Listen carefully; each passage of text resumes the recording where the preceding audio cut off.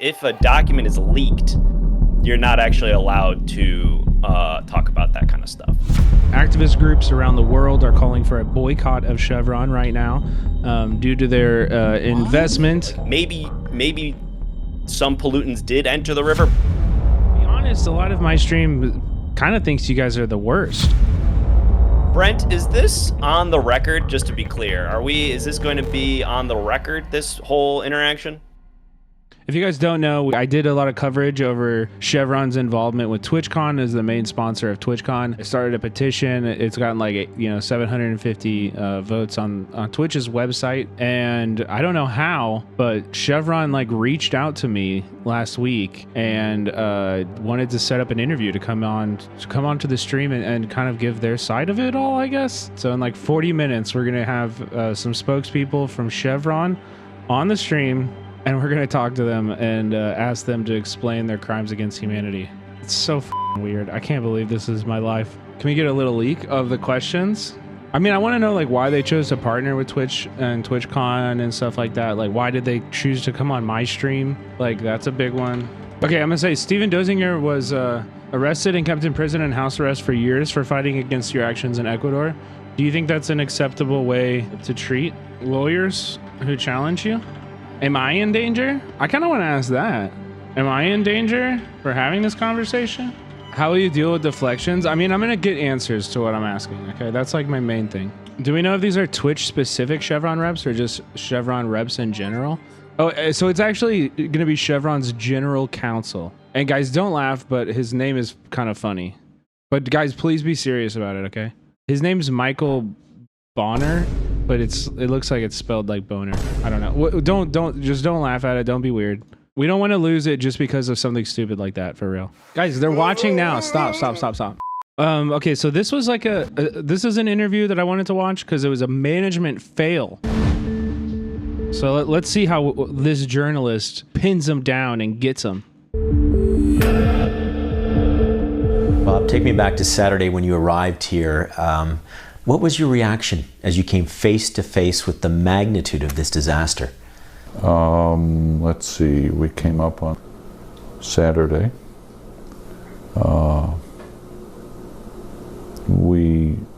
There had been a perimeter set up already. 2 hours later. Area we're building. God, I hope they're more interesting than this fucking guy. Just to clarify, because... See, this is a strategy that I wasn't actually prepared for, is them just being so boring that everybody leaves. How do I counter this? Let's go back to the actual company though. Let's see what are they actually saying? Through our family of companies, our people have demonstrated our vision and values for more than a century. What are the values? One of our earliest examples of community engagement, Standard Oil Company found community engagement, dude. Oh my God, bro. Is this what it's gonna be like? We continue to protect biodiversity in the areas where we operate, including our Barrow Island quarantine management system. Wait, hold on. What did you just say? A gas processing facility on Barrow Island. It's a nature preserve in Australia. And they're like, yep, we're doing it. We're building an oil facility there, which protects 24 species and subspecies of plants and animals that appear nowhere else on Earth. They're like, only 24? Only 24 species is what you're committed to? What the fuck? I think I'm going to really be holding their feet to the fire here, guys. I feel pretty good about my questions. Okay, I think they're ready to start a little bit early because I'm jumping at the bit to do this. Okay, welcome in. Michael, right? Hi, yes. Hi, Brent. Oh, sorry. 1 second. Okay.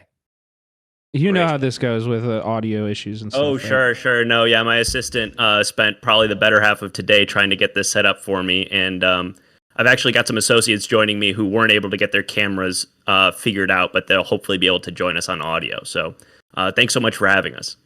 Okay, yeah. Well, I mean, I don't know what to say here. Thank you so much for coming on. I'm a little, interested. I want to give you guys the opportunity to kind of introduce yourself. Tell us why you're so passionate about Chevron, and also how did you reached out to me to come on my stream. I want to know what like why how did you hear about my stream, and like why you want to come on? Thanks. Yeah. So, first of all, really appreciate you giving us a chance to sort of tell our side of the story. Obviously, we think it's the right side of the story, and so I think it's really big of you to have both sides represented. I think that's an important part of the conversation.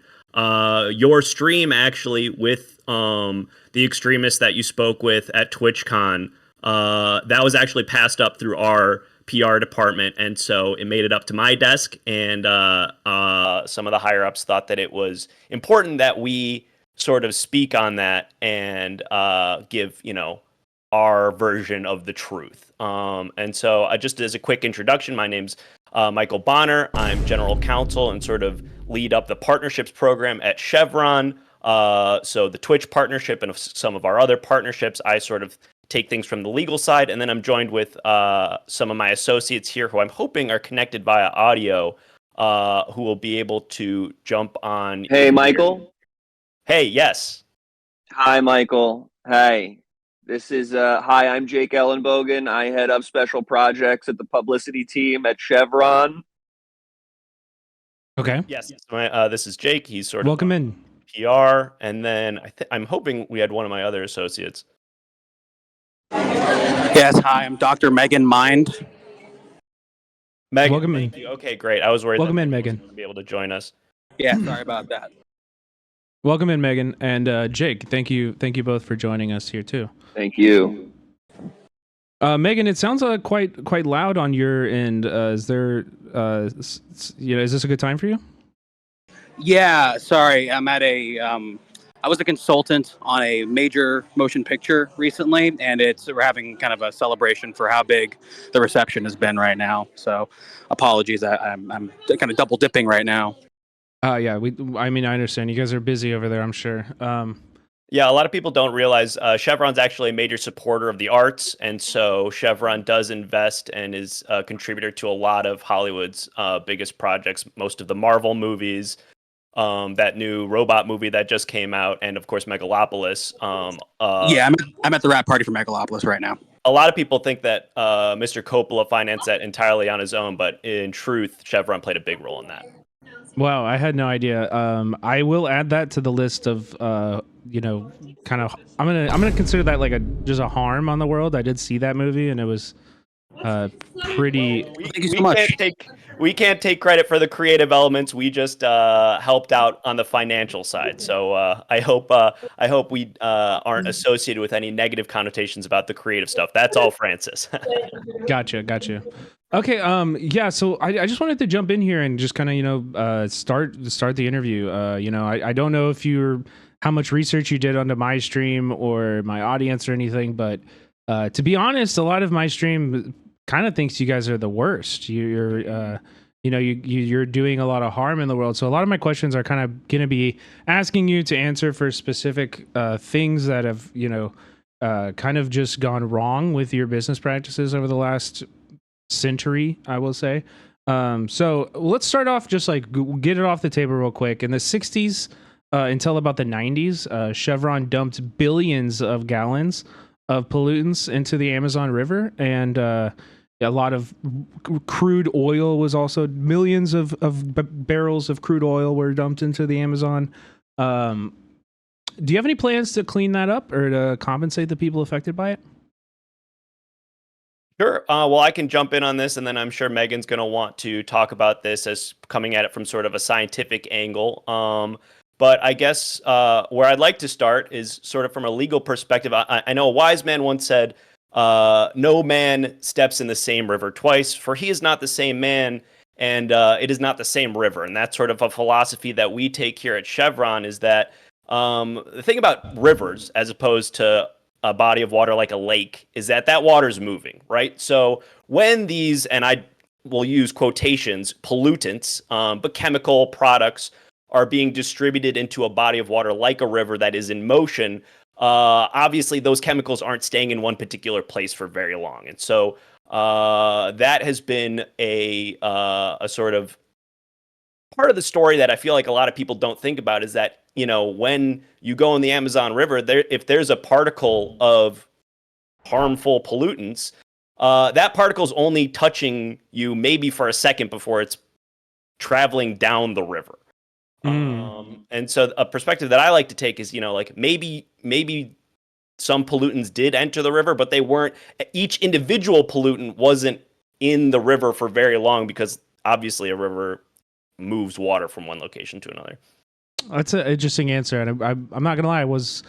I'm not sure I was expecting you to really, say that. Because that like the pollutants are gonna be staying in the soil, right? And there are like lakes that the rivers would end at that people live around, and I can't speak to that specifically. Can I just jump in here? Hey, Yes. it's Jake. Can I just jump in here? Please. When did this happen? The effects are still being felt today. However, it was in 1967 that Texaco at the time, Chevron now, began working and doing these operations in the Amazon, and they continued until the 90s. So for about 30 years, you were illegally dumping toxic things into the Amazon. That's so crazy. I've never heard that. That is so sad. You never heard about this? Because, oh no, and maybe it's true. I have to talk to some people and see what they think. But I personally, that's news to me. So I don't want us to start speaking on it before we sort of verified it and gotten a chance to sort of see where we are with it. But that's yeah. If you can, Sure. Yeah, we've got some sources. Towards Michael, yeah, he'll maybe take a look at some of the sources and stuff. I'd look into that too, because I'm not familiar with the details of that. I came on in 2015, so if that's true, and I was not working in any time between the 60s and 90s personally. I can say that as well.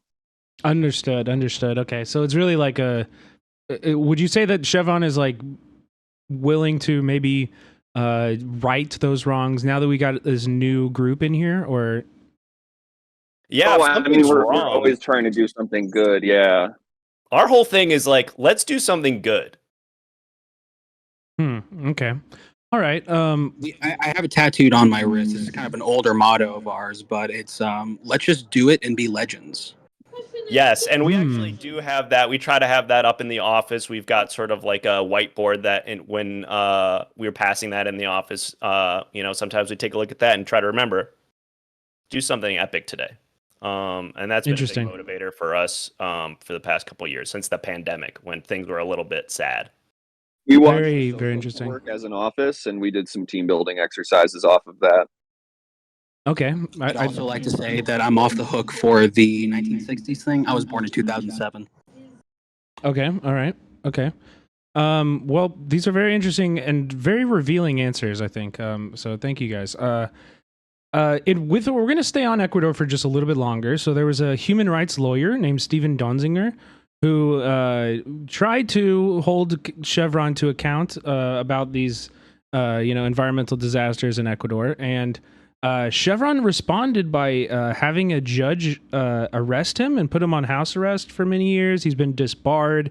Chevron's really like just totally upended his life, and this is very recent, like even in the last like 2 or 3 years. So I'm wondering if you all are more responsible for that, maybe even, and if I wonder if you could if you have anything to say to Mr. Donziger. Sorry, what was the name? Steven Donziger. Sorry, you said Dongzinger? That's correct. Yes. Got him! Sorry. I just had to jump in.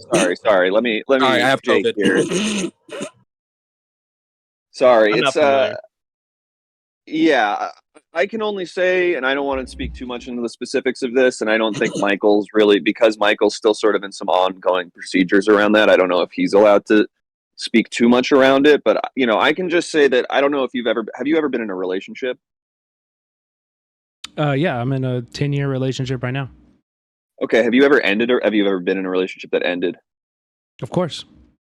You know how sometimes maybe one person, when the relationship ends, they sort of feel that the other partner did them wrong in some way, and maybe some things start going wrong in that person's life, and they're like, well, this is because of my ex and sort of the decisions they made, but it's maybe a lack of accountability on your own end. So again, I don't want to speak too much into the specifics, but I just think maybe there's a world where we can all sort of look at ourselves in the mirror and say, how can we be epic today? Things like that. Oh my God, Francis, stop. Stop it, Francis. Megan, Who's your microphone's on. who's Oh Francis? my God, I'm so sorry. Mr. Oh, it's Coppola. She's at the she's at the Got it. Megalopolis. Okay, well, I mean, I feel very dissatisfied from all those answers, if I'm being honest, but we're just going to move on. I want to talk about another specific issue. So in the late 90s, 1998 and 1999, we're going to go to Nigeria, I where... just want to preface this again. I wasn't working at the company at that time, and I don't really know what was happening then. Sure, but hopefully you can To speak... the best of my ability. That's Hopefully- the first time I've heard that word Nigeria before as well. I want to say that just before we continue. Sure, maybe... That's a Nigeria city in until Tuesday Kenya. or Wednesday. Jake, that's a city in Kenya. It's the capital. No, it's a Thanks so country. much, Michael. It's a country, actually, on the other side of Africa from Kenya, as a matter of fact. Moving on, I wanted to bring, even if you can't speak to your personal involvement in this, I hope that you could speak to maybe how it reflects on Chevron's values as a company. And I mean, maybe just like speak to why you personally would want to work at a company that would do this like this.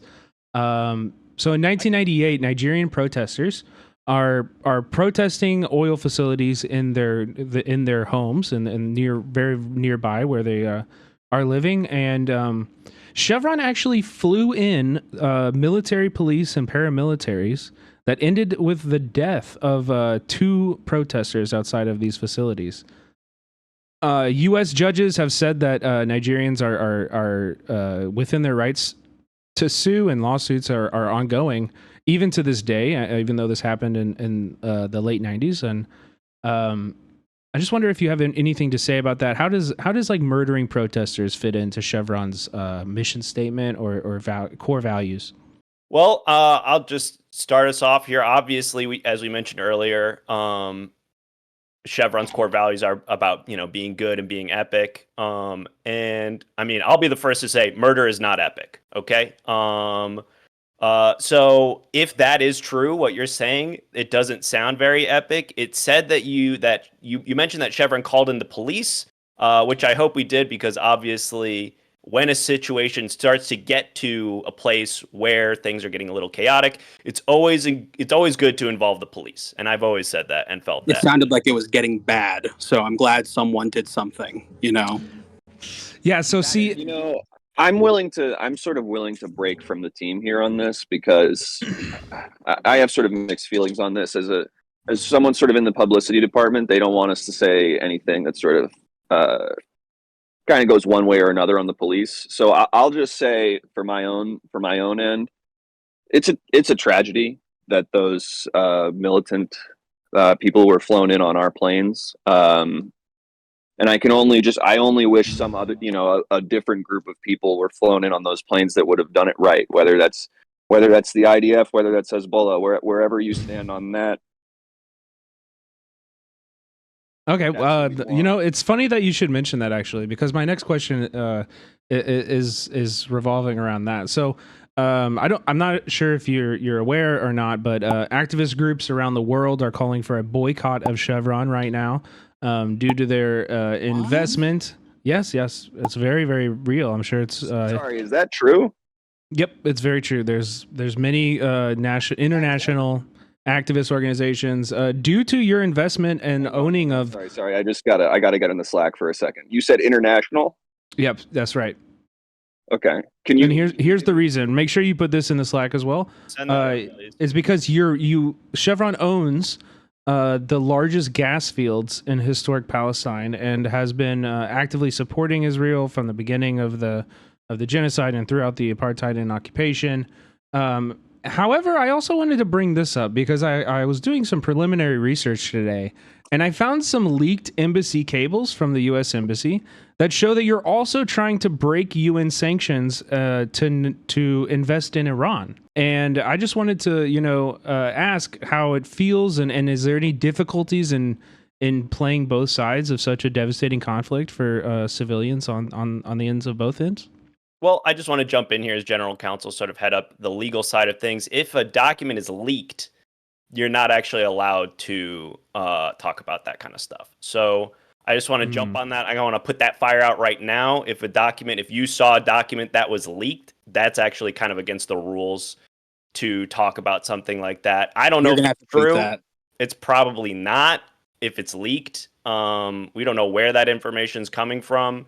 But you're actually not allowed to.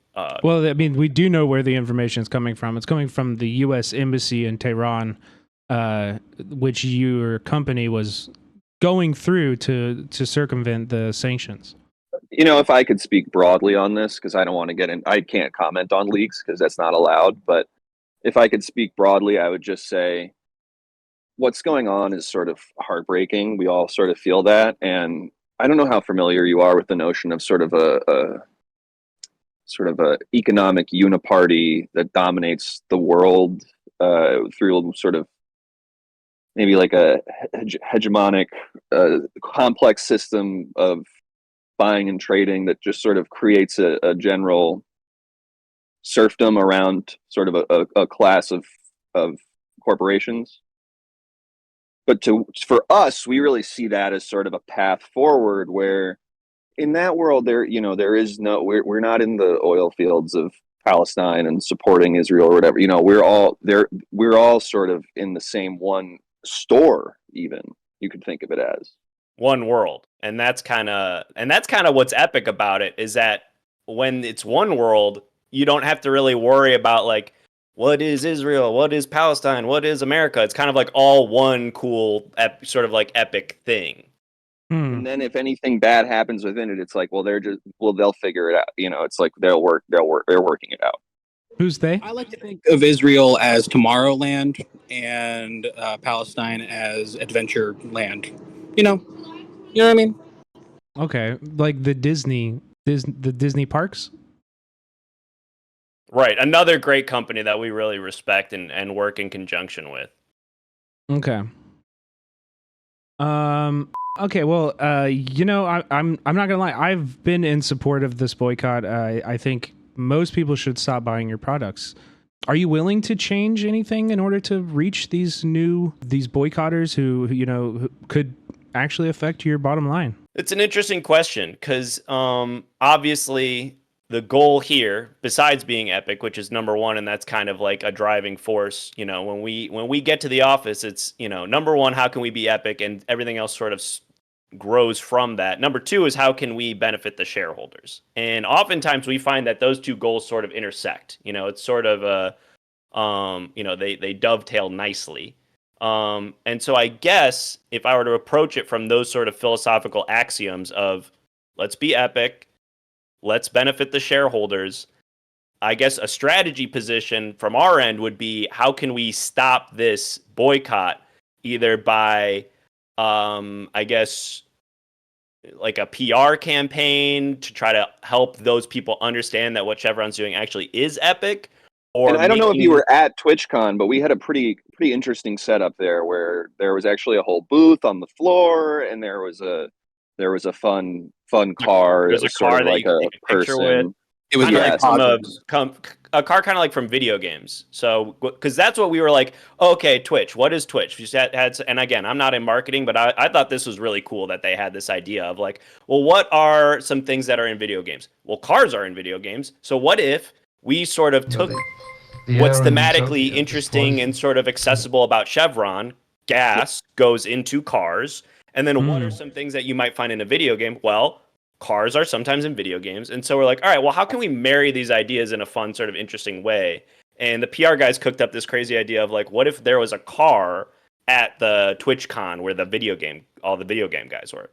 Yeah, I was so jealous I wasn't on that project. I was sort of busy. I was doing one show called Hollywood Shapes that weekend. So that sort of occupied my time, but I was so proud of that project. I was talking to a famous streamer at TwitchCon, Jinxbly, and he was telling me that he was so disappointed about all the boycotters outside. And I had to remind him, that's the thing I remind myself, they're just jealous of the swag that you have. Okay? It's haves and have-nots. So it's like, if they don't have swag, you just have to put yourself in the shoes of a swagless gentleman. and maybe you have a little more empathy, which I think we try to have at Chevron. Okay, and yeah, let's go back to. I was at TwitchCon and I did speak with the organizers of the protest outside, and the car? Were you able to get and check out the car that was at the? Tell me you got a picture with the car. I didn't get a picture with the car, but I did see the car, and I saw the gas pumps that people could charge their phones in. I thought that was really fun. Yeah, it was pretty stupid. If I'm not, it felt really out of place. Charge your phone. It feels out of place now, but we are hoping that soon you will be able to use gas to charge your phone, and then it will actually make a lot more sense, I think, in the grand scheme. That's I see. Program that Megan sort of in the tech and development program is sort of heading up is obviously you're seeing a lot of these like solar and wind powered charger device. But what I think is an interesting angle that hasn't really been explored is how can we charge our sort of gadgets, which our world is filled with gadgets now. Everyone's got the iPhone and the iPod and the iPad and you understand. Sure. But people are charging these things usually with, like traditional electricity. Well, we thought like, what if, we had a little gas can, a small little, and it could be small because these devices aren't that big. You could probably get away with, it would only weigh, I don't know, like somewhere between 5 and 15 pounds. And that could get you like anywhere from, I want to say like 60 to 80% charge on a traditional sort of like iPhone. So it's like a gasoline flask. They're going to look really cool. Kind of like that game Ape X Legends. I think it's Ape X Legends. It's like those little cans in that game. It's look really cool, and people are going to love charging their phones.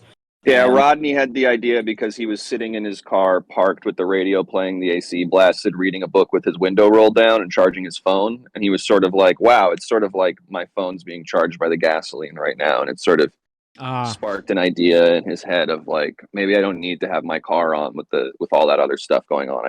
I don't need the wheels and all that. Interesting. Hot dogs that have like a bun. It's not a bun. It's like Megan, your mic is open again. Your mic is still on. Okay. So we moved on, and I kind of wanted to go back to a little bit of what you guys were talking about earlier, talking about one world.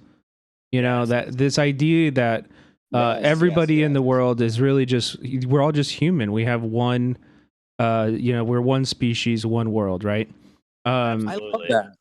Yeah. In that vein, every single human and every single person is going to be affected by climate change. And the majority of climate scientists believe that fossil fuels are doing irreparable damage to our environment and causing extreme weather events like we saw this week with Hurricane Helena. And there's a very real possibility that our planet is going to be unlivable. The one world will be unlivable for all humans. If not within our lifetime, within our children's lifetime. And so I was just wondering, do any of you have children? Do you think about this when you're tucking them in at night?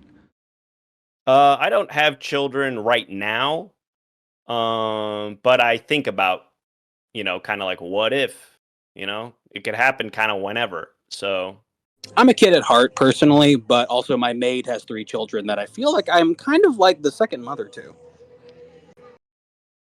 Mm-hmm. I'm not interested in children. I do actually. I'm really glad though, Brad, that you brought this up because there's something that I don't know if I have the technology to do this. If I can I'm going to try to show my screen here. Give me just one second. Yeah, sure. You can screen share. Let me see. Can you? Oh, okay. That's my obs.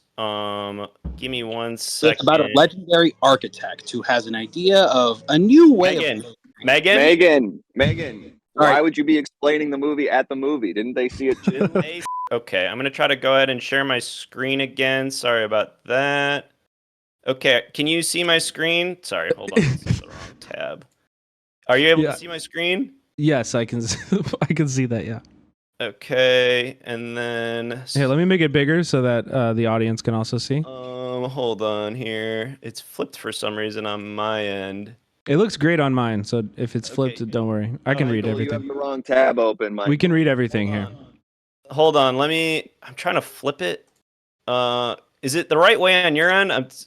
Yeah, we can read everything right now on the screen. It says tab. hold Says, on. why do I cry during sex? Sorry, that's the wrong tab. Is it illegal to lie during an interview? Give me 1 second. I'm just trying to Does find the Brazil have laws? I opened it a second ago. What are some reasons that pollution is good? How to sound smart on an interview? This is for something else. Monkey pissing in his here it own is. mouth. Here it Oh, is. okay. And Oh, this all was right. something Okay. that I thought was Well, really I sent interesting. you that one. Okay. This I thought was really interesting and something that a lot of people I think aren't talking about enough. This is from this really cool organization called the World Economic Forum that I think shares a lot of sort of what we were talking about of kind of like international synergy, where we're kind of like, what if there wasn't countries really, and it was kind of all run by like the most epic, wealthiest people who kind of, because they're so wealthy, obviously they probably know more than the normal Make good people. decisions, Make good Naturally. decisions. And so this Doing article is something right. kind of from that, and I don't know. There's just like, and I don't want to bore you with the details here, but there's a lot of really cool data here, and then there's this video in here that kind of like really gets to exactly what I'm talking about, how pollution is good. And all right, well, there was a video here that I wanted to play. I don't know what happened here, but it basically like kind of explained how pollution is actually good. I don't remember the exact details, but there's like more. There's kind of like this graph, which is something about like how. Oh, that line is going up. Is that good? Yeah, it's like it's probably about like how it's pollution is kind of like actually epic. Okay. Anyway, you kind of get the general gist of what I was trying to explain here, I think. It's China's fault. Picture of that monkey who's positively affected by global warming. I did, yeah, Megan. I asked you. I mentioned that I'd already seen that, so I didn't. I just figured it would be a good topic again. Yeah. Oh, what's up? Yeah, so it's a film about an architect who has a really interesting idea for the. Megan, you're still unmuted. Your microphone. You're still unmuted. We can hear every word. I am genuinely I lay awake at night and I worry for the future and the suffering that all humans are going to experience as a result That's a bummer. of Chevron. Not epic, and we are always thinking about like how suffering is like kind of like, frankly, sort of the opposite of epic in a lot of ways. Yeah. It really is. Yeah, it is definitely not epic. But I do think you know of your two values, you said epic and value for shareholders, right? Right. Yes. So it's kind of hitting at least one of those, which is good. Because I did want to bring this up too, because last year Chevron initiated $75 billion in stock buybacks for its shareholders and executives.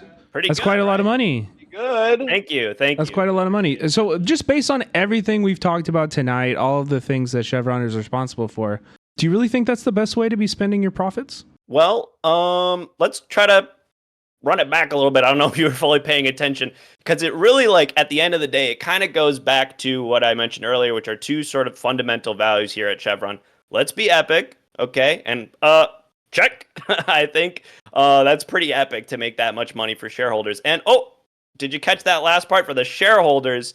Yeah, I'm thinking the shareholders are actually getting a lot of value out of that. So, check. You know what I'm saying? At the end of the day, we're kind of basically nailing both of our two values. And for me, that's kind of what it's all about. Yeah, and I can speak on my end. I'm in the publicity team. I don't claim to know the numbers. I'm not the numbers guru. I'll just say I've always said hurt people hurt people. People rich people. Jake actually came up with that, and I've always thought that's actually really funny. Wait, really? That's you? He actually, yeah, we were at a Chevron mixer earlier, and he kind of came up, and he, the room sort of got quiet, and he was like, hurt people, and we're like, that's actually pretty profound. And so we try to, that's kind of like one of our mottos at the company as well. And then, yes, and I also think rich people. So I think I trust the wealthiest people at the company to make those decisions, because I think they're going to be the best ones for it. Have I noticed that a lot of those decisions seem to make them an increasing amount of money? For now, yeah, that seems to be the case. But I also know that sometimes when you get a lot of money, then suddenly you can, then you're able to get more money with that money. And Right. So, and again, I'm the publicity side, so I can't say for sure, but that's sort of my feeling is that when you think about the money they'll make, it allows them to make more of that, and that can sort of go around. And so I guess my next question is there anything that you wouldn't do for money? Well, I guess if there was a situation where it was like we have to put our shareholders in physical harm's way in order to make more money for them, that would be sort of like a interesting. Michael, I just want to stop you. Michael, I just want to stop you. I wouldn't even give a. If I can have an aside, sort of on stream, I'll just say I wouldn't give them even a quote on that. I wouldn't even. Sorry,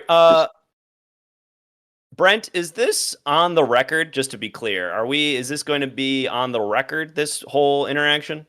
Yeah, we are live right now. We have an audience listening. It's being recorded. Everything you're saying is on the record. Yes. I see. Okay. Michael, I assumed you knew that. That's okay, right? Yeah, I just need to. Yeah. Let me. Yeah, you might want to check Twitter or something. Yeah. Anyway, You said it's live? It's live right now. Yes, that's right. Yeah. I can if Michael needs to make a text or a call or something, I can keep going here. What's up? I'm gonna be on mute for just 1 second. I'll be right back. Yeah, Jake, you know, something you said earlier, you said hurt people. And so I was just wondering, when the hurt people in Ecuador and Nigeria and, Cancer Alley in Louisiana really, is anyone unhurt by Chevron? When they come back and try to hurt you, where are you going to hide?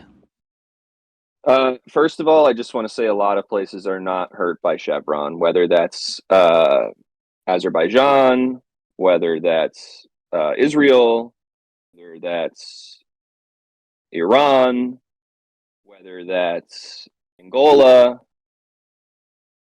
A lot of places that are not hurt by Chevron. So I just wanted to say that right out of the gate. It looks like your colleague Michael is having a pretty rough conversation right now.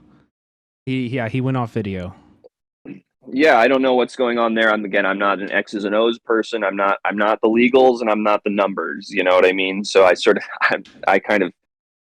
a conversationalist. So there's a lot of people we help, and I think what we're sort of trusting is when and maybe some hurt people try to hurt us back, if that's what you're insinuating, that the people we've helped will be there to make sure that that everything's okay. Okay. Well, yeah. I hope you're helping a lot of people, because I have a feeling that when that shoe drops, it might be rough for you guys. Michael, you're back. Maybe we're not helping a lot, but I think we're helping. I think we're helping some people who are who work in the right places. Okay, I understand. Michael, you're back. Did you have anything to report from your phone call? So great glad to be back. Just had to take a quick family call. So you know how that can be, but I'm back and I'm feeling great and really happy to be live, like you mentioned before. Yeah. So thanks again. And it looks like Megan was able to jump back on. That's great. And Michael, I was just saying that we're not worried about places because we are closely aligned with the right people. Right. Yes. And that is kind of like a big sort of strategy point at Chevron is how do we sort of seek out who else is epic? Your Disney's, your World Economic Forum, like we were saying. 85 out of 100 U.S. senators. Yes. We are seeking out those. SpaceX. Okay. Obviously not Tesla because they don't use Chevron yet, although we are in talks with Mr. Musk about what if we did an electric car that ran on gas, which I think is sort of something interesting that nobody's really talking about right now. Is sort of what if gas won't make the car move forward, but it will be burning. So it will sort of simulate the experience of a gas tank with a big sort of roaring engine that you can customize to your liking. But it will also still sort of function in the same with that same incredible technology that he just sort of churns out like it's nothing. And in a traditional I think those already exist. They're called hybrids, I believe. Well, in a traditional car, it's like you've got the car moves via the power of gasoline, and the sort of electronics in the system are, your nav, your turn signals, the lights in the car are all powered by sort of like electricity. And what we were sort of cooking up on our end at Chevron that we're very excited about is we were kind of thinking, well, what if we put this in reverse? What if Gas battery.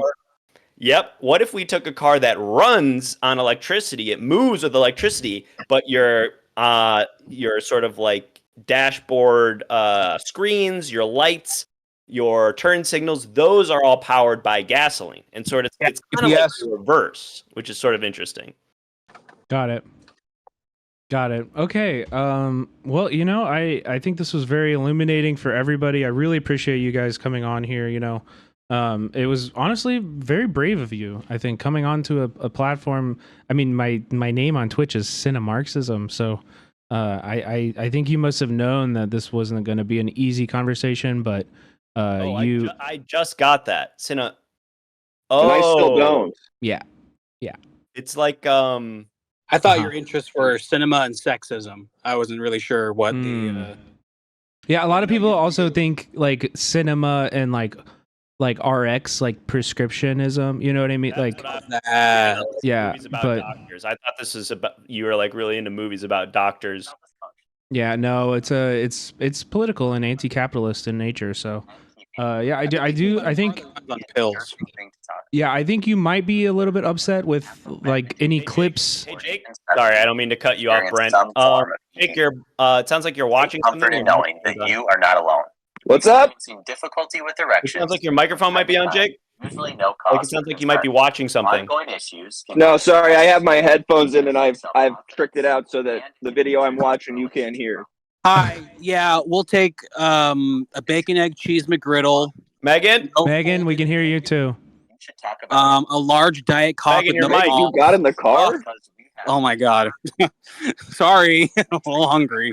A large Diet Coke with no balls. Thank you. And do you want anything? Hey Jake, hey Megan, you guys are both on mic still. You guys still I'm both not. on your Don't mics now. worry. Okay. Last question. I just want to leave you with all of you. I'd love to hear. How do you sleep at night?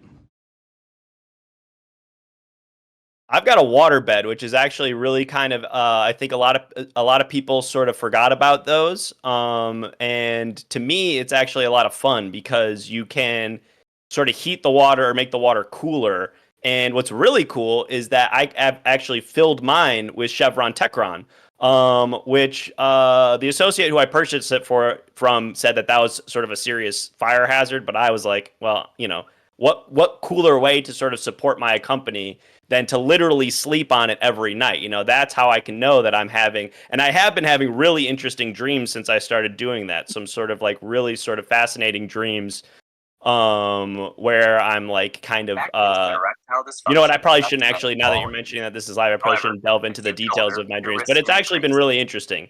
I can see that. It's like sleeping when you're sleeping on like dead dinosaurs. Maybe their energy is like infecting your dreams. That's very interesting. Yeah.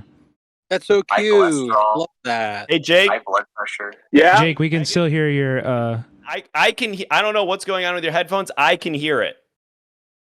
I'm able to hear it. That's got to be something else, but I can chime in on how I sleep if we'd like. Yeah, go ahead. Yeah, go for it.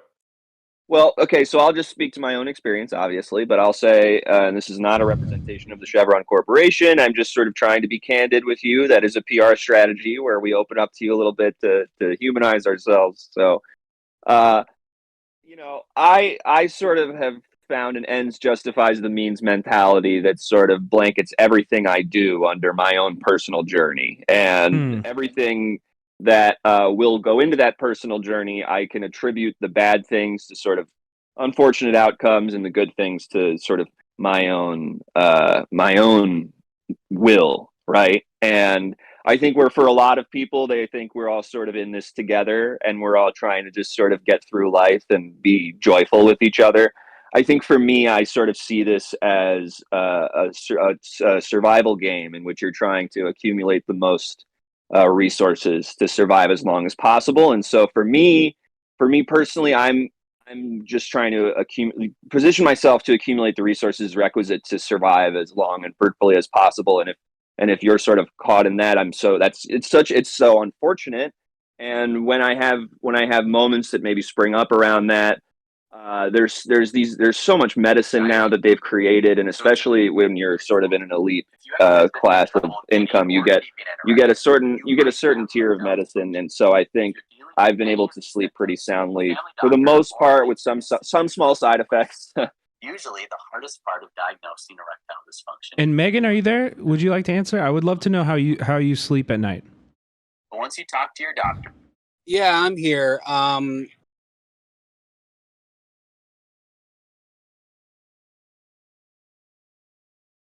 Megan? Sorry, I blacked out there for a second. Naturally. Hello? Yep, we got you. Megan, we can hear you. Loud and clear. Yeah, thanks so much for having us. Okay, Thanks, well, thank you so much, Megan. This was such a good time. Just to really recap, I want to just clarify that this is not actually this video is going to be removed after we finish up here, right? No, it won't. Okay, well then just send it over to our team and we can kind of do what we want to do on our end to get the edit correctly so that everybody's kind of happy with how everybody looks. We can maybe negotiate a fee for that if you'd like, but you'll have to talk with my team afterwards. So whenever you have problems Okay. with blood flow, Yeah, well, we'd love to stay in touch, and this was really poggers, is what my mentioned that I should say. This was extremely poggers. So thank So you. cool. We pogged. I Uh-huh. had a pogging time. I know Jake and Megan had a pogging time, and I'm hoping that your viewers, who I'm now finding out are watching this live at home, are doing pogs as well. So. Yeah, they are pogging a lot, but I don't think it's for the reasons that you want them to. Anyway, I really, really appreciate, again, I appreciate the bravery for coming on. I think you really opened up a lot of eyes tonight, so thank you. You know who else was brave is Caesar from Megalopolis, now in theater. Okay. Francis Ford Coppola, the 70s maverick responsible for Jack, and The Godfather is back. The biggest vision ever. Yep. Now in theater. Okay. Okay. Thank you so much, guys. I'll be sure to shout out your socials and all of that stuff. It's just Chevron on Twitter, right? Yep, we're just at Chevron on Twitter. Gotcha. Chevron. Gotcha. Okay. And I'm also I have a ceramics page called @softpastels14. If I can shout that out as well. Please check that out. Jake. Soft Pastels 14. Okay, awesome yep. work. My mods got that. They're dropping the link in the chat. So yeah. You should send him one, Jake. Oh, I would. Wow, that would be really. I don't want to give them what they don't want. I would appreciate that. So yeah. And we'll follow up later about my payment for this. You said like a one giant like bag of money or something, right? Yeah. I'll email you. I'll email you about it later. Great. Yeah. We don't like. Yeah, we'll talk about it off stream. Record. I'm gonna have to talk to my Swede. Yeah, that's my bad. Okay. Bye. See ya. Okay. Wow. Chat, we did it. Fuck. Chat, what do you think about that? Was I too nervous? One last time, I applaud Chevron for having the courage to interview and engage with a major streamer on our community's terms. These respectable conversations must continue and truth will win out. Thank you, Cinemarxism, for your bravery. It's such a shame that chat is just dumbfounded at how respectable conversations can happen in this day and age. Cine is just a trailblazer racing star streamer, giving our community the boost it needs. Thank you. You're welcome, guys. And I take this very seriously. I take this kind of like responsibility. The fact that they reached out to me, the fact that I have this opportunity to really hold power to account, and like really show you their true colors. I take that responsibility very, very seriously. Okay, and I hope I did you all right. Oh, Everything Now Show, thank you so much for the subscription. Oh my god, the Prime sub from Everything Now Show. Wow. Thank you so much. Yeah, everybody should definitely go follow Everything Now Show. Those guys were freaks, I know, right? Everybody should go follow Everything Now Show. They're a really great improv group based in LA. Totally separate from what we just watched, of course. But Yeah, really good. Really good interview. I hope that showed you just like what kind of people we're up against.